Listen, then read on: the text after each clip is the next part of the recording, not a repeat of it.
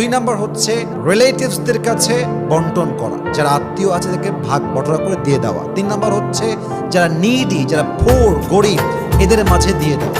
কিন্তু খেয়াল রাখবেন প্রিয় ভাইরা, 3 ভাগ এটা করা, এটা সুন্নাহ পদ্ধতি। এটা এমন না যে আপনি না করলে আপনার কোরবানি বাতিল হয়ে যাবে। It's exactly not like that.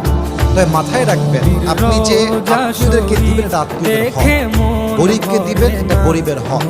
আপনি যদি কোরবানি করে সমস্ত বস্তু ফ্রিজার করে রেখে দেন, ফ্রিজেই রাখেন, আমি একাই খাবো আর কাউকে দিব না, এটা আমার ভাগ, এটা আমার কোরবানি, এটা আমার টাকা, তাহলে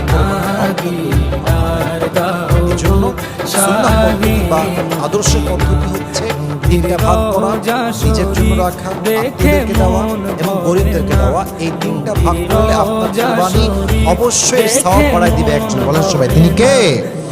অতএব যারা ভাবেন যে 3 ভাগ না করলে কোরবানি বাতিল হয়ে যাবে, 3 ভাগ না করলে আমার সওয়াব পাওয়া যাবে, স্ট্রং মাইন্ড। বরং এটা আদর্শের পদ্ধতি, ইটস নট কম্পালসরি, এটা বাধ্যতামূলক নয়, বরং করাটা হচ্ছে একটা ভালো তরিকার মাঝে পড়ে, সুন্নাহ তরিকার মাঝে পড়ে। আল্লাহ আমাদের সবাইকে বোঝার তৌফিক দান করুন। বলেন সবাই আমিন। ওয়াখির দাওয়ানা আলহামদুলিল্লাহি রাব্বিল আলামিন। আল্লাহ তাআলা আমাদের সবাইকে যা যা বলেছি মানা বোঝা এবং আমল করার তৌফিক দান করুন। আসসালামু আলাইকুম ওয়া রাহমাতুল্লাহ।